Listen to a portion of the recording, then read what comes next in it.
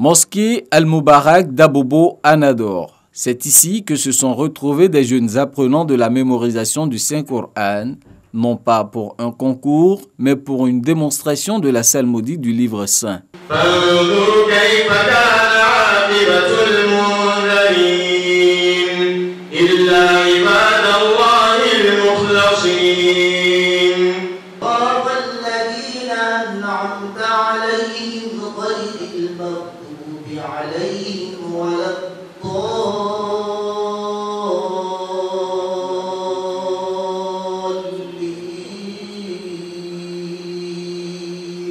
Nous sommes à la deuxième édition de Al-Coran, séance de démonstration de la lecture psalmodiée du noble et glorieux Coran, initiée par l'ONG Al-Coran. Pour certains talibés, l'exercice consiste à psalmodier des versets dans les différentes déclinaisons du tajwid.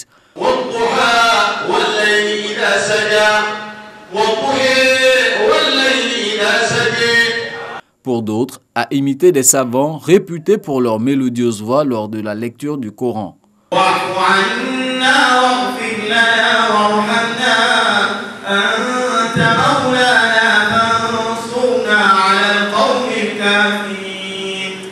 L'objectif, c'est pour donner la valeur, plus de valeur encore, pour montrer la valeur de la belle lecture, pour montrer aux musulmans qu'on a des frères, on a des enfants ici en Côte d'Ivoire qui savent très bien lire le Coran. Faire la promotion des apprenants, mais aussi de la science de la psalmodie du Saint-Coran.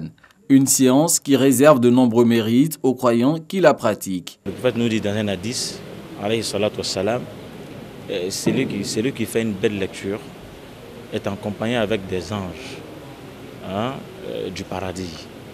Et celui qui s'efforce à faire la lecture, il a des mérites. Le mérite de l'effort et le mérite de la lecture. Dans quelques mois aura lieu la 3e édition de Al-Coran, édition qui sera marquée par un concours pour désigner le meilleur jeune lecteur du noble Coran dans la commune d'Abobo. Quelle culture spirituelle pour une repentance sincère? Ce thème était au centre de la conférence Ridouane 2019, initiée par le groupe de femmes islamiques Le Voile Ma Pudeur.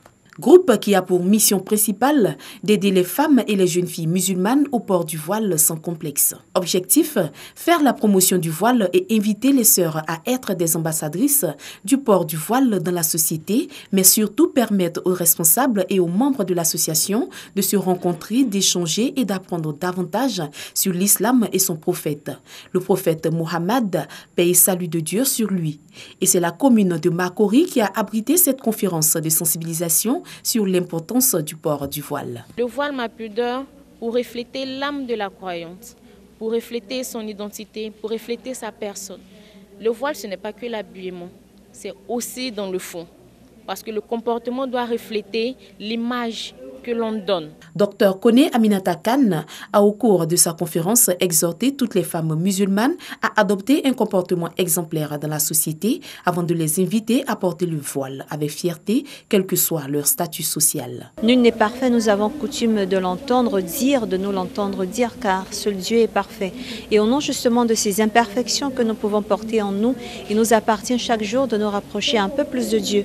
Mais cela passe forcément par un retour sur soi, une introspection, une remise en question. Créé en août 2018, le groupe Le Voile Ma Pudeur, plateforme islamique exclusivement dédiée aux musulmanes voilés ou non, compte à ce jour plus de 10 000 adhérents issus de 63 pays. Arrière-coup de la mairie d'Abobo, c'est ici que imams, guides religieux, prédicateurs, moukadam et fidèles musulmans se sont rencontrés dans le cadre de la célébration de la commémoration de la naissance du saint prophète, le prophète Mohammed, paix et salut de Dieu sur lui, le suprême Maoulid. À cette occasion, le conférencier Cheikh Bamba Daouda Shamsou Zaman a mis en lumière l'importance de la célébration du Maoulid avant d'inviter la communauté musulmane à prôner autour d'elle les valeurs de paix, de tolérance, de solidarité, de fraternité et d'amour. Des valeurs qui, selon lui, sont chères en islam. Il a aussi exhorté les fidèles à multiplier prières et adorations cette année 2019, la veille de l'élection présidentielle en Côte d'Ivoire, pour la cohésion et l'entente entre les différentes communautés. Sans l'amour, il n'y a pas la paix. Donc on voulait partager l'amour aujourd'hui, très sincère. Et après, en février, on prie on fait une bénédiction pour la Côte d'Ivoire.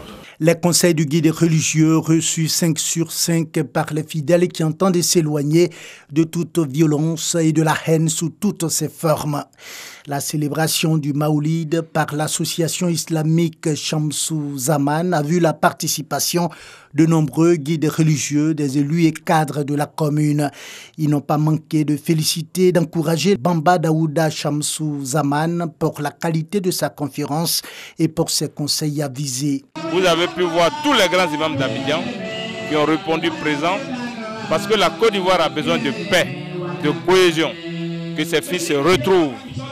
Nous sommes dans une année importante, une année où il faut prier pour que la Côte d'Ivoire reste solide et qu'elle avance pour son développement. C'est par des prières et des bénédictions pour les autorités de ce pays, avec à leur tête le président de la République Alassane Ouattara, mais aussi pour la paix et la stabilité en Côte d'Ivoire, que la célébration du suprême Maoulid à Abobo a pris fin.